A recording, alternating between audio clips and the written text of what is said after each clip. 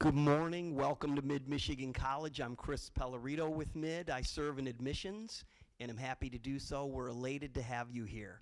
Going to talk a little bit of CJ, and I'm going to repeat what I said about a month ago. When people ask me, why do you still do what you do? I remind them, or I ask them, do you know why Tom Brady continues to play at such a high level at age 40, soon to be 45? And I'm not 45, but he does because he can. We're doing this because we can, and it's important. Mid-Michigan College, just in case you're not sure, I need two hands for this. Mid-Michigan, of course. We're in Mount Pleasant at our Mount Pleasant campus. We serve the communities in the surrounding area, of course. And additionally, about a half an hour north of us and outside of the town of Harrison, we have our other quaint, rustic, lovely campus. Happy to serve those that we serve. Ours is not nearly the same as the law enforcement, and hence we're having this conversation today. I want to share something briefly with you, and I think likely you'll get it, but I want to tell you a little bit about three frogs. Three frogs hopping along, and they cut across a farm. And as they're cutting across the farm, as you'd expect, there's a bucket there full of cream, half full of cream actually. They hop into the bucket and realize, oh man, we can't get out. There's no footing below them, so they're treading cream. The sides are tall and slippery. They're treading cream, and they can't get out. After a little while, treading cream, the first frog says, this just ain't my thing. It's not relevant. I don't need to be here. Guess what? That frog slowly sank to the bottom. Little more cream treading, and the other two frogs are working with each other, trying to support each other. But the second frog says, I can't do this. I'm giving up. And the other frog, she says, no, don't give up. Stay with this. I'm with you. And this first frog that's saying, I can't do this, says, no, I can't do it anymore. I'm giving up. That frog slowly sinks to the bottom. Third frog, she continues working away, toiling away, treading cream. Okay? I'm not a farm boy, but what happens when you tread cream long enough? Turns into butter. I knew the thumb girl would know the answer to that. So that third frog, she gets on top of this bucket of now butter, hops out and continues on her way. I'm not going to take the time to explain it. Likely your teachers will at some point, and you thank them for everything they do, including explaining that vague parable I just shared. I'm going to have our guests introduce themselves briefly as we go. And thank you once more for being here at the table. Once more, thank you, Career Centers, for joining us. We've got them as far west as Muskegon, as far north as Traverse Bay, as far east as Bay Aranac, as far south as Clinton County, Tuscola, Bad Axe, etc. And of course, near and dear to my heart, Claire Gladwin and my buddy Buddy. I'm glad you guys are here with us also. And you're going to enjoy this. Okay? That's what my dentist always says too. But either way, once more as well, my way brighter colleague Beth is here.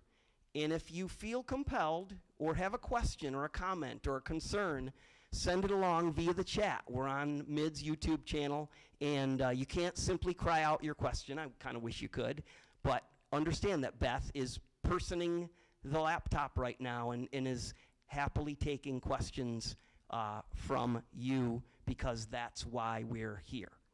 Okay? I'm going to ask you to briefly introduce yourselves, and then we'll kind of go around from there. They don't know some of the questions we're going to get into, nor the order. This is going to be a little bit organic, and you get to eavesdrop. I'm glad you're at the table with us. Jeremy, why don't you start? I'm not sexist, but I'm thinking Jeremy's the more seasoned one here besides me. Introduce yourself briefly, a little bit of background, and we'll charge ahead. Before we get started with your story you had there, thinking about frog legs, fried in butter. That now I'm getting hungry. I didn't have breakfast yet this morning, but it's not really where I thought we'd go with this, but should have figured you'd pull that out of this. My name is Jeremy Payne, Lieutenant with the Michigan Department of Natural Resources.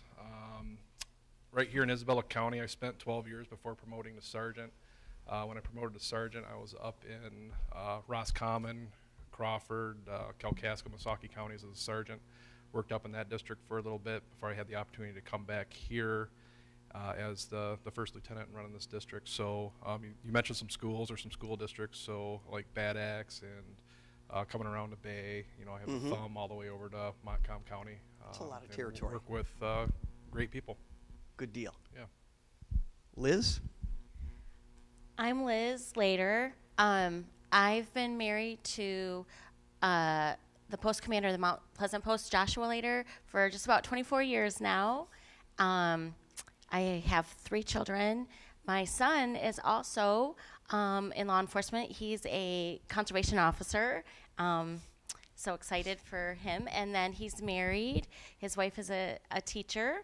Another one making a big commitment. Yes. And then we have a daughter actually who goes to mid. She's one of the Linker Distinction recipients. Loves being here. And then we have a daughter that goes to Shepherd High School. She's a junior at Shepherd High School. Good deal. Thank you. Yeah, believe me, we'll reference Sarah at some point this morning. Bria? All right. I am Trooper Cabria Shirley. I graduated out of the 133rd. That means nothing to you, but you're obligated to talk about your school. Last off recruit school. And I started off at the Holton Lake Post, and after that I had the opportunity to work as temp staff at the training division, so I got to train 3 of the previous schools for troopers, and then I just recently transferred to the Mount Pleasant Post. Cool. Thank you. Jeremy, I'm going to ask you to kind of lead with this response, but let me frame it just briefly. You know, when I get up in the morning, I've got a routine, and I tend to be an early riser. My routine, and you know, it involves a physical, a spiritual, a mental. You know, there's a lot to it, but my routine, you know, it leads to this, and I love what I do. I'm blessed, but it's not what you do.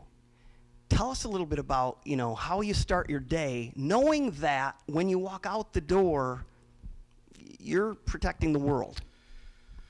Yeah, I mean, I could answer that in 2 different realms, right? I can answer that as a conservation officer, like a field conservation officer, or as a lieutenant.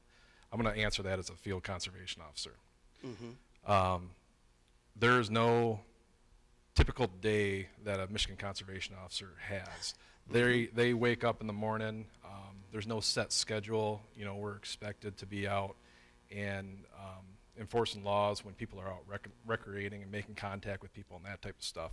So I mean, it's a great job for the fact with the freedoms that we have, but we have a huge responsibility. But there is no typical day as a conservation officer or as a trooper or as a sheriff, city officer that you go out and it's the same thing day in and day out.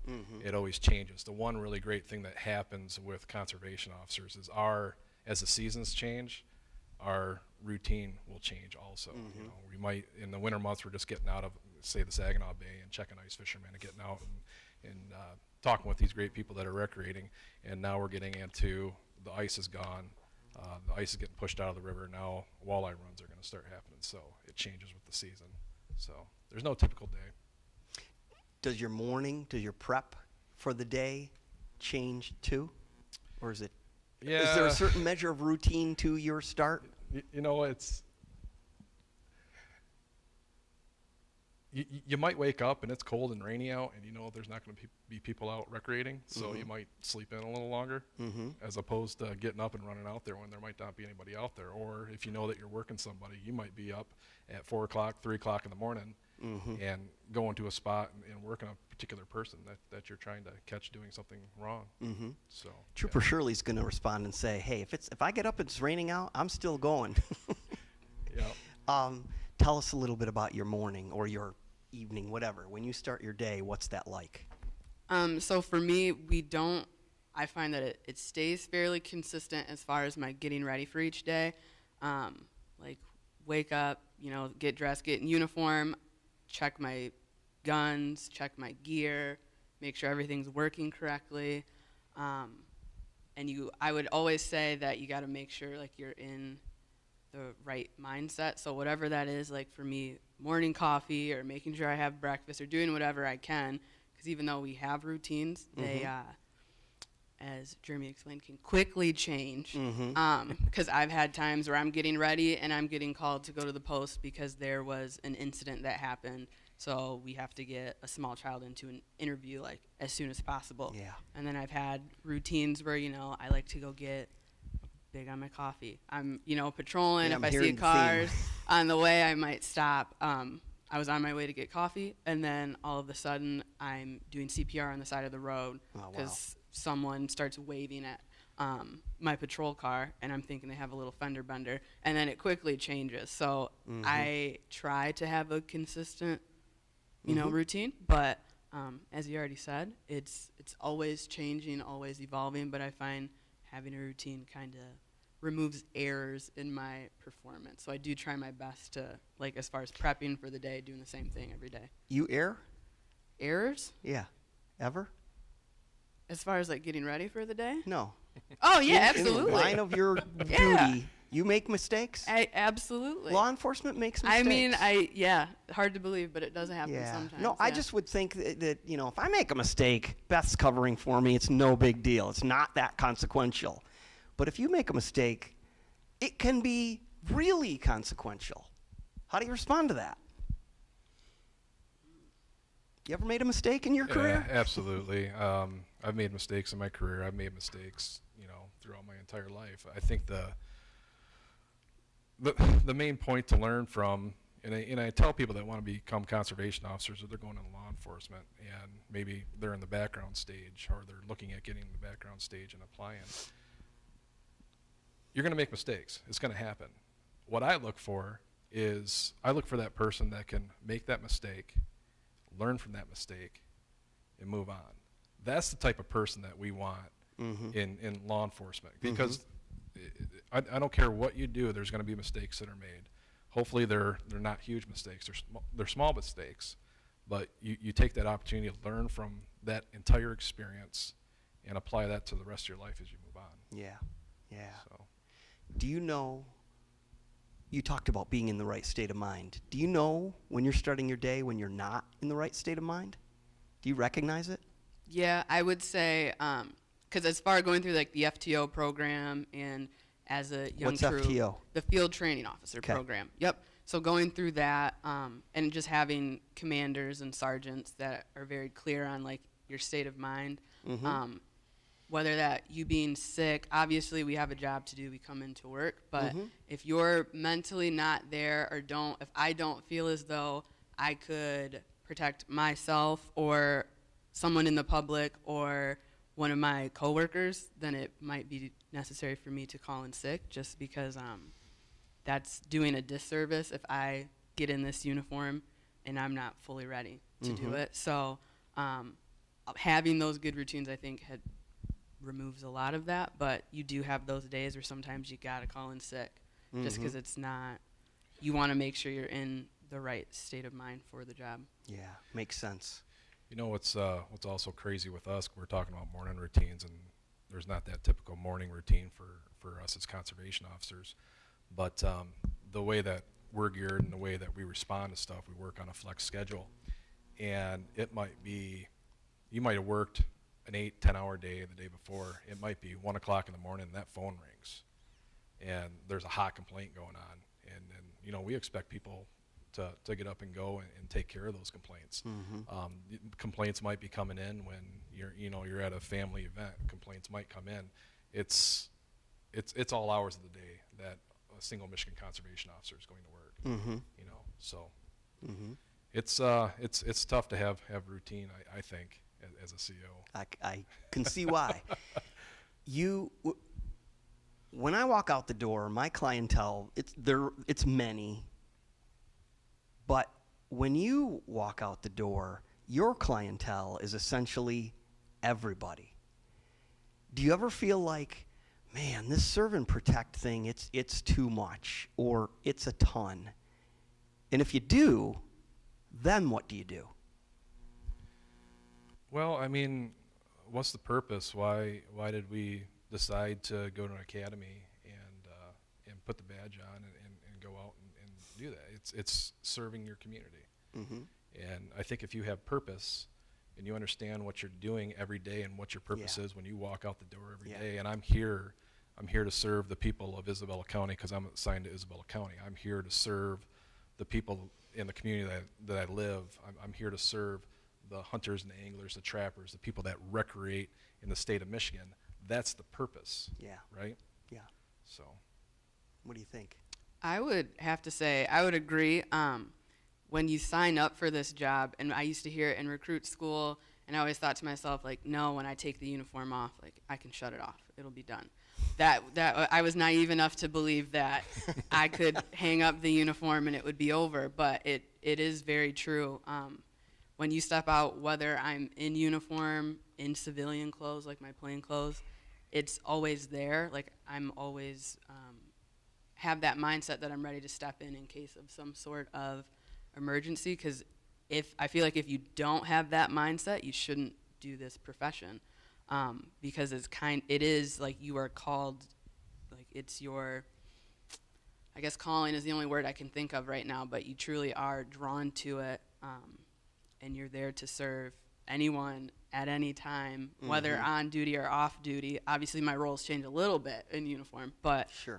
You still have that willingness just because you're kind of longing to serve those that surround you. Mm-hmm. You know, a good example of that is, you know, I'm out with my family on Coldwater Lake, and I'm fishing, and I hear at, what road is it? Jordan Road there. I hear this accident happen, and I'm out on the lake. Boat's going right to the shore. I'm in my shorts, t-shirt, flip-flops, and I'm going right to that accident. Got my cell phone on me. It doesn't stop for many. You know, Wow. You're always there. You're trained. You're the person that people look to when things go bad. So you're not doing 410s or whatever. You're doing 724s. Yeah, but I also it's also huge to be able to break away and unwind, and you have to step away. But sometimes things happen. It's like no one's able to help this person at this point in time. Mm-hmm. You know, so you feel it inside. It's like you're drawn to do it. That's why we're wearing these uniforms. And the badge. Right. Yeah. And if I could step in, I think your family understands that.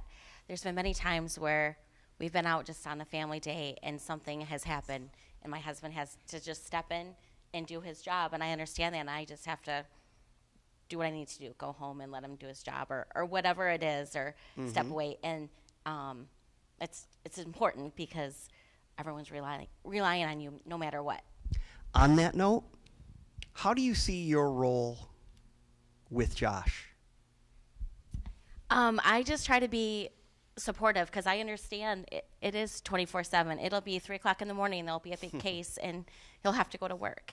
And I just try to encourage him and support him. And I do know that it's not a normal routine, and that I might say goodbye to him at 7 in the morning or whatever, but hoping he'll be done at 5. But sometimes there's just big cases that come up that he just can't come home. And, you know, after almost 24 years, I'm just used to that routine, and I try to support him in that because I really believe that you all need that support at home. Yeah. Yeah. I said I wasn't going to ask hard questions, but this might feel like a harder question, but I have to ask. We talked about this a little bit last year. When 98% of working folks walk out the door in the morning, most assuredly they're coming back home at 5, 6, whatever. When any law enforcement walks out the door in the morning, there is always that chance that they're not coming back home. How do you handle that? Well, I know there's always that chance, but just through the years, I know he's well trained. I know he has really great backup. You know, if I know he's on a bad case, I'll just send up a prayer for him and all of his everyone responding. And I know that he's called to do this, and I know he'll do his very best to get home to us. Yeah. Makes sense. I don't always carry an umbrella, but I try. Boy Scouts are right. Be prepared. One thing, anything that you always try, and I don't like absolutes, but you always try and walk out the door with when you're putting the badge on. What's the one thing? I mean, is it Josh has talked about performing your duty with grace. Is it strong conviction? Is it the belief in what I'm doing? What is the one thing that you walk out the door with? I would have to say it would be being open-minded. I feel like, and just kind of having like your attitude, because I always try my best to have a good attitude, because you're gonna have those days where you wake up and maybe you didn't get enough sleep and you're kind of tired, or you just like, there might be something on the agenda, or you have to talk to maybe someone in one of your investigations, and they're kind of difficult to work with. But I try my hardest to keep an open mind and a good attitude, because we're dealing with people typically on, like, from my role, on their worst days, right? So if I get in that mindset where I'm just kind of disgruntled, or like the salty trooper that's just always upset and always frustrated and has a very kind of short amount of patience, it's going to make my job a lot more difficult. So just trying to have that open mind and a good attitude. Some days are easier than others, but that has truly helped in a lot of cases and a lot of different calls I've gone to, just kind of dropping whatever I have and giving them an open mind to give them kind of the best service, because ultimately that's what we're there for, to serve them. So me having an attitude isn't going to help it at all. So trying to go in with a positive attitude, I'd say. Jeremy, what do you think? I think she answered that perfectly. Good. I'll add to that too. I don't know if this is first or second, but and I think it's a maturity thing for me, being a young officer, getting married and having a family. Now it's like, I'm gonna go and I'm gonna do my job to the best of my ability.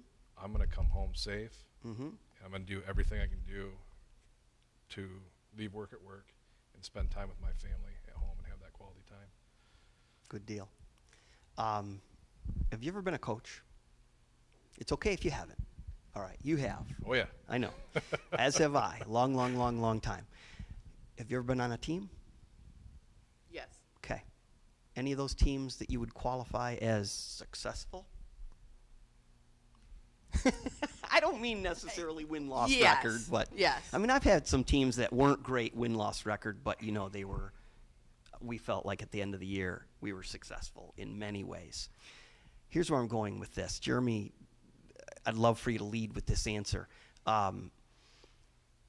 Really good teams aren't a whole bunch of Tom Brady's. They're not a whole bunch of Patrick Mahomes. They're not a whole bunch of, where I'm going with this. They are, this person is outstanding as a lineman. This person is outstanding as a receiver. This person is outstanding at a defensive back.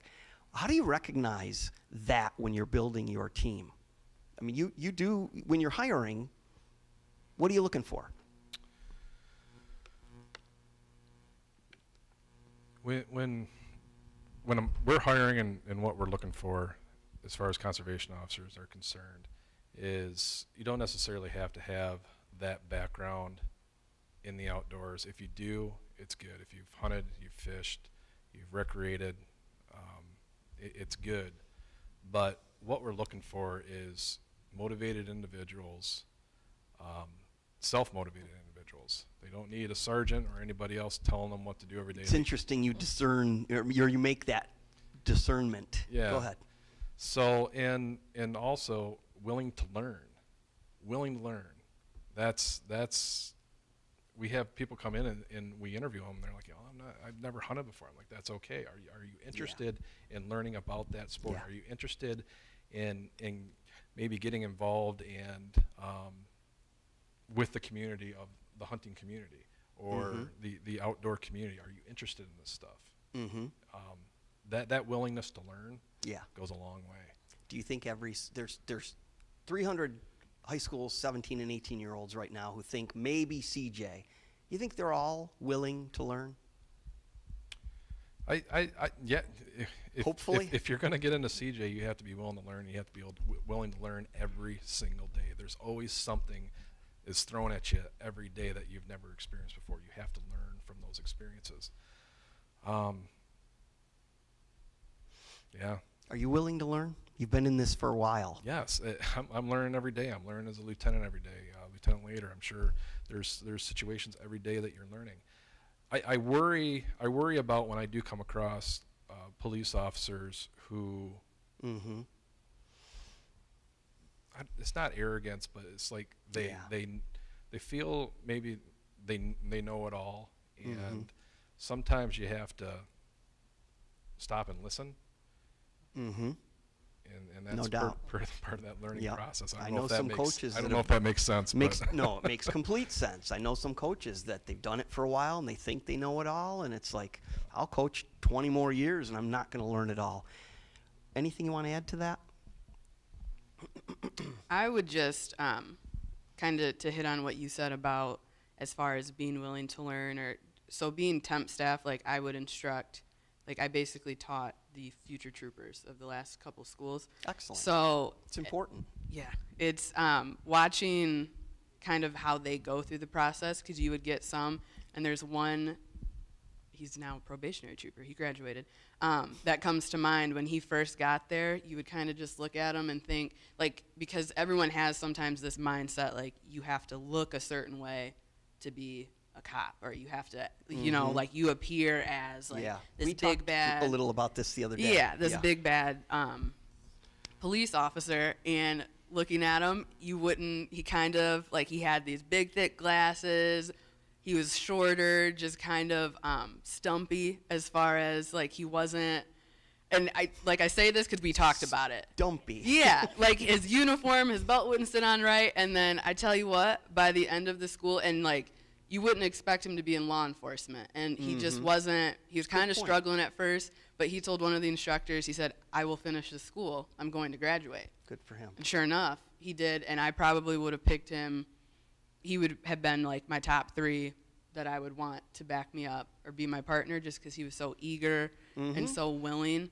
So I would say it's willingness, like as far as I was never going to do law enforcement. There's no way. I didn't even have a CJ background. That's not where I thought I was going to go.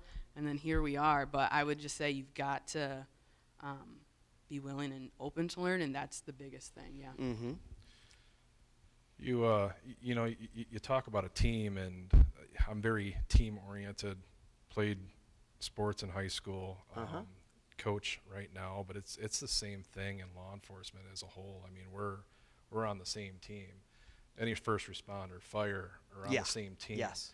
Our districts are broken down into areas, and one of the things that maybe people don't realize or think about a whole lot is the family aspect of stuff. And Michael is a conservation officer, and his wife and Abby, and I think as a leader in law enforcement, you have to realize how large that team is. Every year we have a Christmas party, right?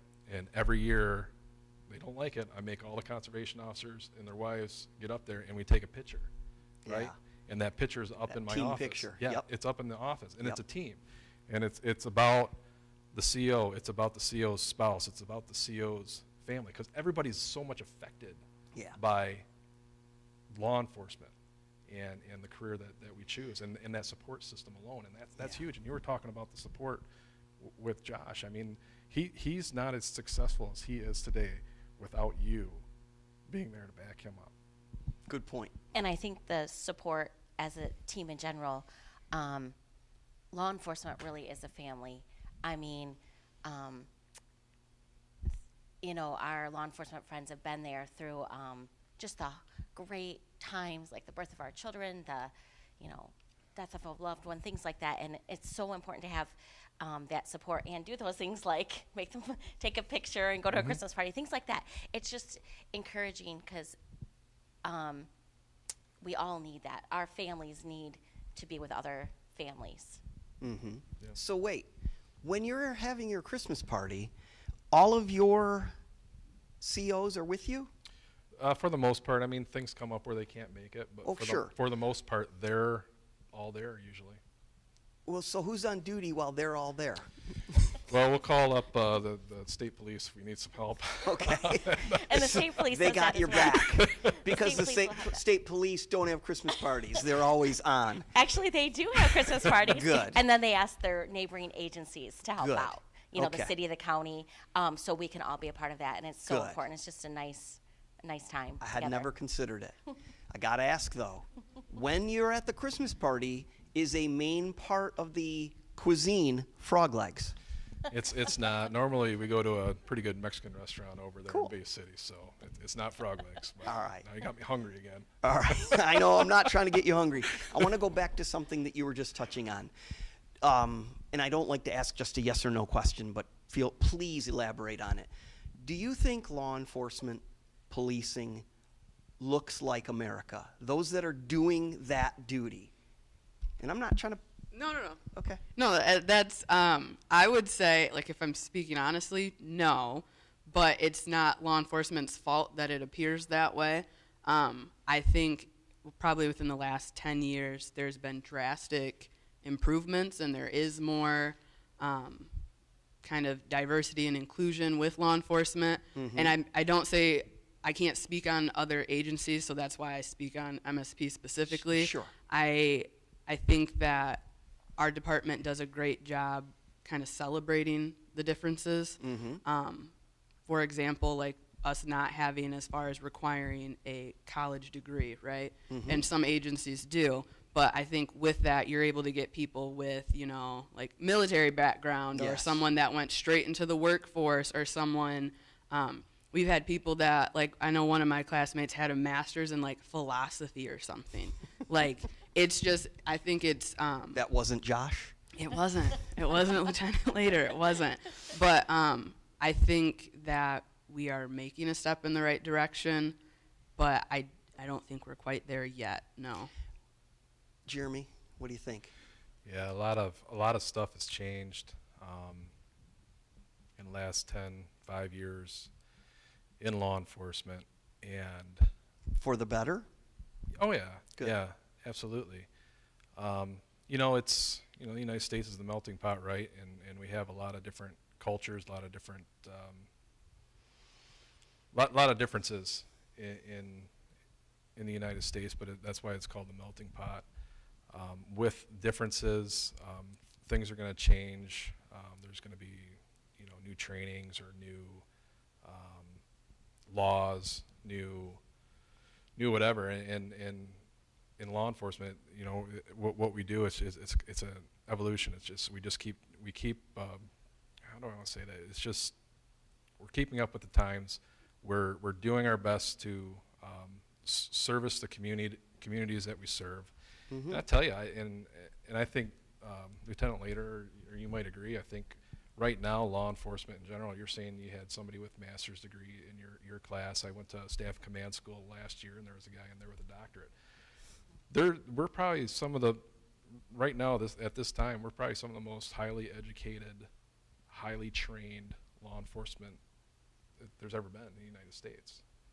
You know. It's interesting to hear Yeah. because that's not necessarily the way law enforcement is portrayed in movies and in Yeah. books and on TV. Yeah. I mean, on TV you see some, but then there's that like, well, that's not reality. Yeah, and I know with state police along with us, I mean, we're highly trained and we're going through continuous training or continuous education Mm-hmm. all the time, Mm-hmm. all the time. you Good. know. So that's very positive. Okay. Makes us more professional. Mhm. Are we there yet? No. Are we ever going to get there yet? We just keep improving, right? Mm-hmm. Yeah. Briefly, I'm trying to frame this properly. 4 of the biggest levels of commitment as far as career are armed forces, nurses, teachers, and law enforcement. And interestingly, those 4, they have high levels of burnout, high levels of someone has gone through the training, thought they were ready to make that commitment, but then don't they don't stay on that road for a long time. Is that what you see? I would say yes. As far as like, because I can think of my class, I think it comes down to kind of self-care and your support systems like we had talked about. I think those that truly burn out quickly, or they take it all in, they do it all, and they don't have a stop point, because yes, we are there to protect and serve, but I can't pour out of an empty cup, right? So I have to be able to, you know, whether that be like going to get my nails done, or going to get a massage, or going to the chiropractor, whatever it is to like keep myself feeling good and kind of in the right state of mind helps. But you've got to have that support system too. Like, and having family and having it outside of law enforcement is helpful. Not saying that, you know, the brothers and sisters in blue don't help, but you've got to be able to kind of take it off. Like, and, you know, just kind of tap in with yourself and check in with yourself. And I think those that burn out, they don't always do that. And then it kind of leads to a lot more frustration. Go like that. Yes, they're done. Yep. Yeah? I wouldn't have expected that. Yeah? Fool that I am. What do you want to add? I agree. As families, we have to recognize that you need that self-care. You need to unplug and do something for yourself. It's so important, whatever your hobby is, and, you know, do that, whether it's, you know, coach Little League, or work for help out at a nonprofit, or Work at Jay's. Yeah. Yeah. My husband for a time worked at Jay's just for fun, just very, you know, minimal hours, but it was just a great time for him to unplug and do something different, you know, or Decompress a serve in little. your local church, whatever it might be, to decompress. And I felt like, as his wife, I need to encourage him to do that, because you have to have your law enforcement group of friends, because they understand the life, the job, but you also need your friends and that network outside to do something for yourself.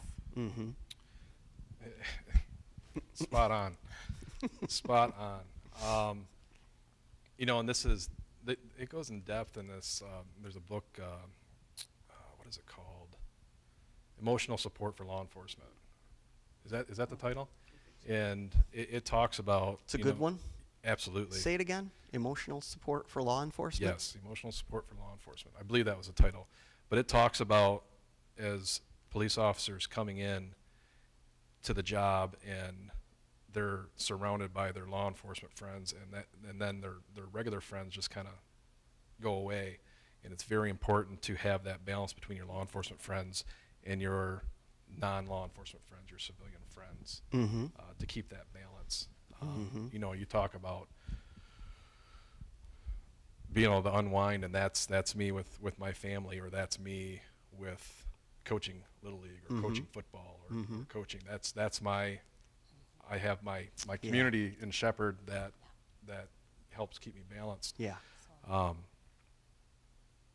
You talk about burnout rate, and there's a group of us guys at Grand Valley State that went to college together.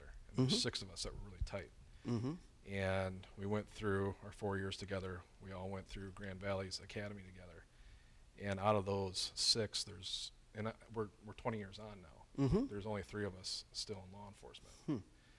So that change does happen, and that's kind of weird compared to when you think about our parents' generation, the baby boomers. It's like you go to work, you're 30, 35 years, you get your pension, and you leave.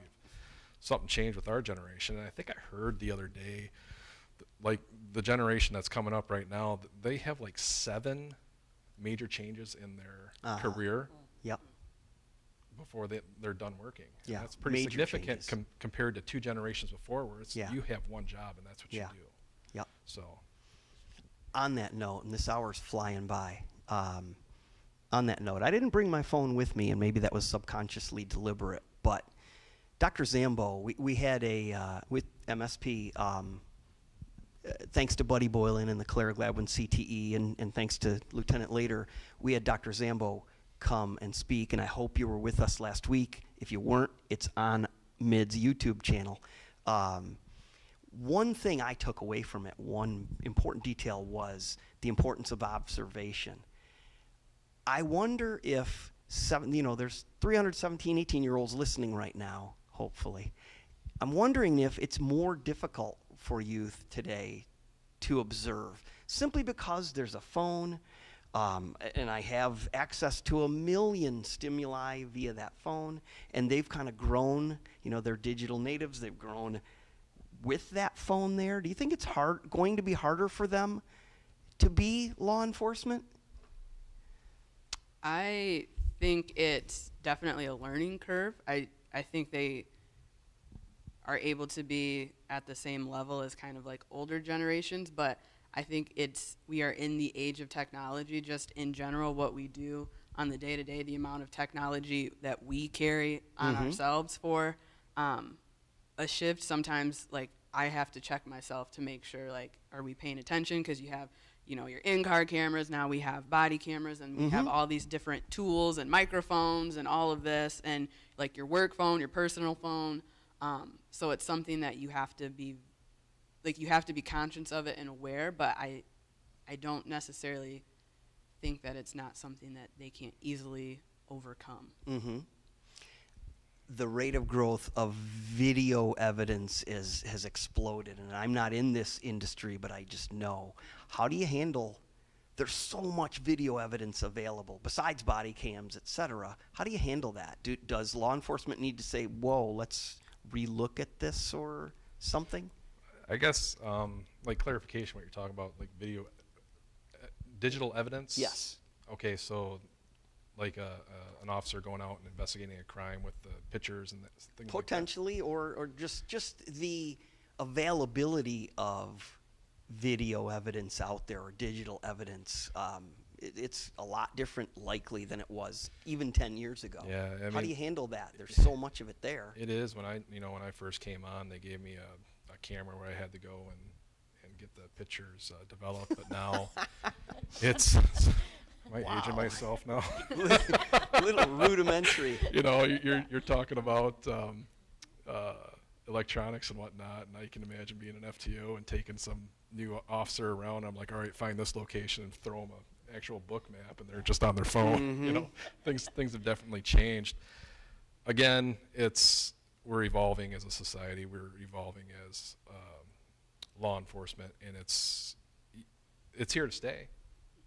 So embrace it and do the best you can with it. I don't know, maybe you can answer a little better with the Go ahead. I kind of, when you asked that question, I thought of like the Facebook warriors, like recording things, Yes. if that's what, okay. Yes. Well, I mean, that's some of it too. But it made me think of Facebook warrior. well, just because like you always, like on social media or in the news, it'll be a recording from someone's cell phone. Yes. Yeah. I think I can understand the frustration, and even as far as like transitioning to like body cameras and things like that. But I kind of interpret it as it's a protection for us, because if you're recording it and I'm doing my job the right way, Good point. by all means. Yeah. That's fine. It doesn't bother me. I understand how it feels. Some feel like it's an invasion of privacy, but that's just where we're at, as you said, like as a society. If it's not on video, then it didn't happen, kind of is how some people interpret it. I don't always agree with that, but it doesn't bother me. I appreciate the fact that I have that backing, because someone can, instead of them making a complaint saying Trooper Shirley did X, Y, and Z when she had me on a traffic stop or when she responded, I can say, please feel free to listen to or watch my interaction with said person, and I'm covered. So I think it's something, exactly like Lieutenant said, that we're embracing, and it's here to stay. Liz, I think you're aware, I have a son heading into law enforcement. There are times or most of the time, I am extraordinarily proud of that fact. But there are times when I am like frightened greatly. You have a son now, has stepped into law enforcement. What do you say to him? How do you handle that? As you feel for your son, I just feel so much pride that he'd want to do that. And of course, as a parent, there's always a little bit of that concern. But for me, I mean, my son was raised in law enforcement. He watched his dad. I mean, he grew up in law enforcement, so he knows you know, the hours and what it all entails. And so it's normal, I think, as a parent to have that apprehension. But I just know they're so well trained, and they have great backup, and we have to focus on all those things. And if they're really called to do it, they're ready for it. And you know, their goal is to come home at the end of the shift and all of those things. And the best thing we can do is just support them, because I really believe it's a calling. Like, it was a calling for my son, and he's living the dream. Yeah. So I Yeah. just I'm so proud of him for that. Good deal. What would you tell the 17 and 18-year-olds who think, not all of them likely that are with us today, but many think some path in policing, some path in criminal justice, I think I want to commit and go down that road? What would you tell them? As I said, I believe it's a calling, and if you feel you're called to do that, then absolutely ask those questions. There's lots of recruiters. Find a friend or someone you know in law enforcement. Talk to them. Talk to their families about what the job entails, because, as I said earlier, it's not a 8 to 5, Monday through Friday kind of job, but it's a wonderful career. And if you're really feeling that call, then you probably are. I know with my son, he came home, and your schools probably do this. They take those tests to see kind of what professions you would be good at. And as we were talking more and more, I really believe that, this does seem like the path for him. And my husband the same. We dated in high school and through college and got married. So, and then as soon as we got married, he went right into the Michigan State Police. So, but I could just sense that pull in that right direction. That was a calling for him as well. Good deal. When I asked my remarkable wife, I way outkicked my coverage when it comes to the marriage department, when I asked her about this, and I said, this is who I'm going to be sitting with, what would you ask them? And you'd have to know Julie, but she said to me, she looked me right in the eye and said, and there's a qualifier here, she said, ask them the worst part of their job and tell them not to sugarcoat it. And that's just the way she is, knowing that there's a whole bunch of 17 and 18-year-olds listening right now, not trying to dissuade anybody. But truly, it's not all lovely. What's the worst part? I can go. Okay. Yeah. You got a minute. Yeah. Good. So my worst part of the job is what we talked about before, is going to be the electronics and that type of stuff. I'm a lieutenant, but I grew up in that age where I learned to type on a typewriter. Yeah. Okay, so that's the worst part of my job, and I've become a lot better with it. But that's it. I talk with you. I talk with your son, and I truly believe this, and I hope that Michael feels the same way as he gets in his career. There wasn't you go. Sometimes you get in careers and it's like, oh, I got to go to work today. I don't want to go to work today. I have never felt that with my job. Wow. With my career. You're blessed. It's great. I mean, I am the lucky one. I'm living the dream. Yeah. It's an amazing career. There's not, if that's the worst thing on my plate is trying to deal with computers and Excel sheets and PowerPoints and things like that. That's the worst part of my job. Wow. I'm a lucky guy. Yes. I really feel absolutely. That. So. I'm ready for it. Yeah. Good. We knew you'd get there. I would say, because I had some ideas. I just was trying to figure out how to articulate it. She was on deck, swinging the bat. I would have to say it would probably be like social media and media in general, because if you follow the media and you're seeing things on social media, in this profession, it's quick to think that everyone's against us, right? Yeah. So like the last couple of years where, there was like the riots and all of that going on. Yep. If you focus on the media, it seems like we're public enemy number one with law enforcement. So sometimes you would find yourself kind of just getting in that like mindset where it's like us versus them as far as the public versus law enforcement. But the reality of it is like there are good people like us, and I can't tell you how many times, like when I was working the road at the Holton Lake Post area, people would literally stop, or like if we were out, like, you are the good guys, we are rooting for you, like, keep doing what you're doing. And that would, like, during those times, because that's happened always, but like during those times especially, like, people would make an effort to go out of their way to come and tell us, like, we're still here for you guys, we still support you. But I think That's helpful, huh? That's huge. Yeah. That is Yeah. It's huge. huge Yeah. for the families too. Mhm. When we're out and Yeah. someone thanks my husband, it just makes me feel really great. So the reaction is not, hey, I'm just doing my job. I mean, yeah, it's. I mean, that's always like, we don't do it for the thank yous. They're an added bonus, but Yeah.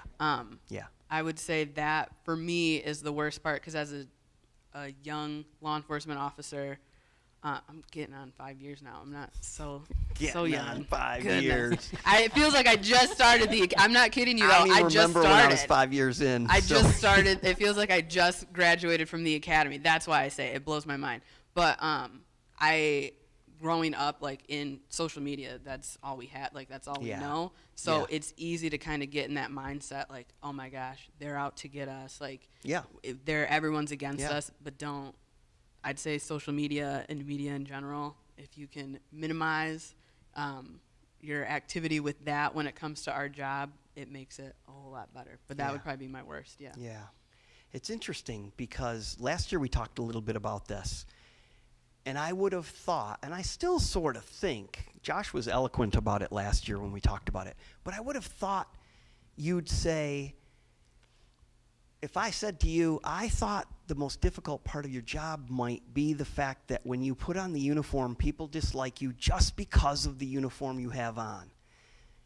I'm sure it's challenging, but that's not the most difficult part of your job.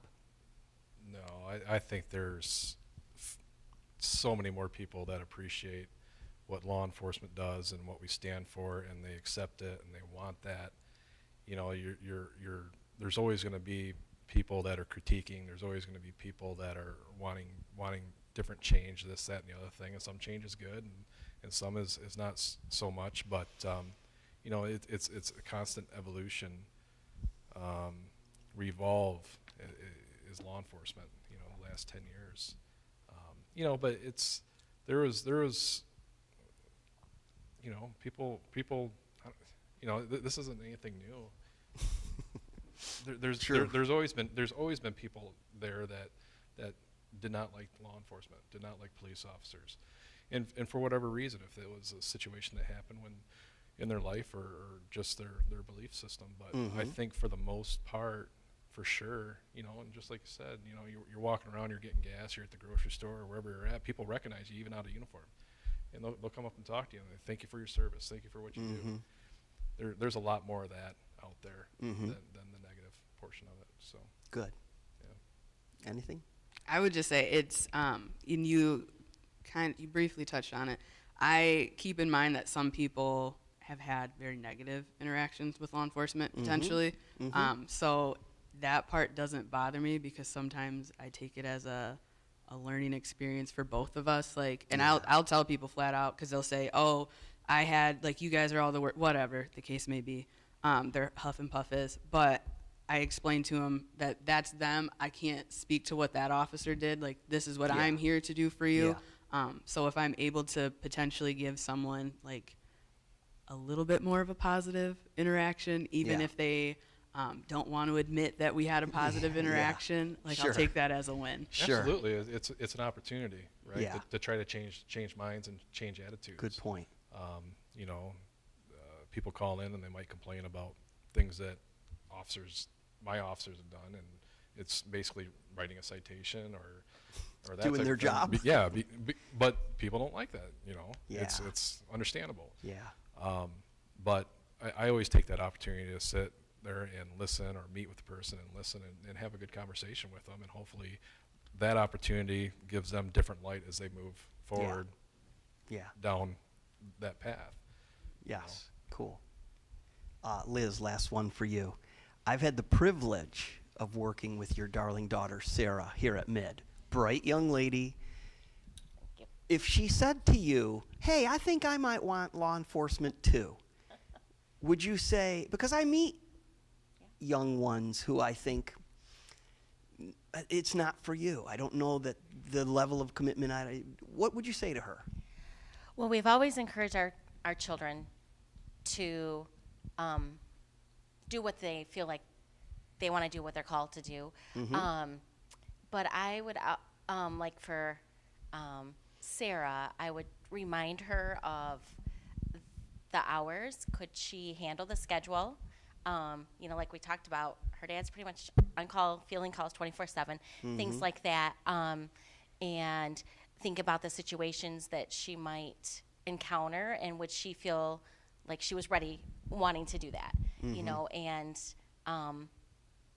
just talk through some things with her to decide, you know, like, and kind of see where that ends up. But yeah. Good deal. Okay, last word. There are roughly 300 17 and 18-year-olds, as we've said, kind of listening. This is available via live stream, so some won't hear it until this afternoon. You can tell yourself, I know this is a bit of a cliche question, and it's not so far back for you, but you can tell yourself when you're 17, 18, listen, this is what you need to know. What would you tell yourself? What would you tell these 17 and 18-year-olds? Last word.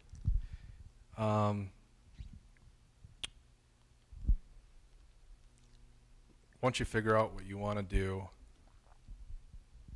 don't stop and go achieve your goal. With that said, find some mentors. Yeah. Find mentors. There's a lot of people out there, even if you just ask them in the field that you want to go into, just ask them to help you out and advice in what you should be doing. Absolutely. And if anybody out there, all 300 students, if anybody out there is thinking about becoming a Michigan Conservation Officer, give me a call. I'm at the Bay City office, and just ask for Lieutenant Payne, and I'll talk to you. Lieutenant Payne's going to get like 297 calls later today. Well, my secretary might not like that. No, she probably No, won't. but in all honesty, get a hold of me. I will talk to each and every one of you if you want to become a Michigan Conservation Officer. What would you say? Way back when, 17 Right. and 18-year-old Not that- Bria. Like 10 years ago. Goodness. So obviously everything he said, I would agree with. I would also say, for me in my law enforcement journey, I would encourage those, don't be afraid to go for it. And I guess I might be kind of targeting females here for this one, and I mean, this applies to the males as well, but don't be afraid. Because for me, I was very hesitant because as far as like athletic build, again, I know that sounds silly, but I was like, you've got to be tip-top shape, like you've got to look a certain way. And it kind of made me go another direction. Like, I got my degree in psychology. I worked for Child Protective Services because that's what I thought I was supposed to do. I thought that's how my best avenue to help people. But you gotta go for it. Like, if you have the calling, like, don't be afraid to do it. And kind of like what we had talked about, I'll mention that. As far as being a female, celebrate the differences. It's a good thing that you're not like your male coworkers. We are able to provide something different, right? That's the whole point. That's why we have, that's why we're able to do the job, right? I just think, and what I've noticed as far as even mentoring, like, recruits going through some of the academies, and it gets frustrating because from the outside, like, you know they have it in them. Like, you know they can do it, but they get in their own way. So don't be afraid to go for it, and don't let the idea of it being a male-dominated field deter you away from it, because there's so much that you can provide to this profession as a woman. And so it always makes me sad when girls don't go for it just because they're afraid or intimidated. It's nothing to be intimidated by. Will you do me a favor? Will you stand up? Yeah. Okay. I'm 5'5", 135. Proud midfielder. Maybe I could outrun her. Maybe.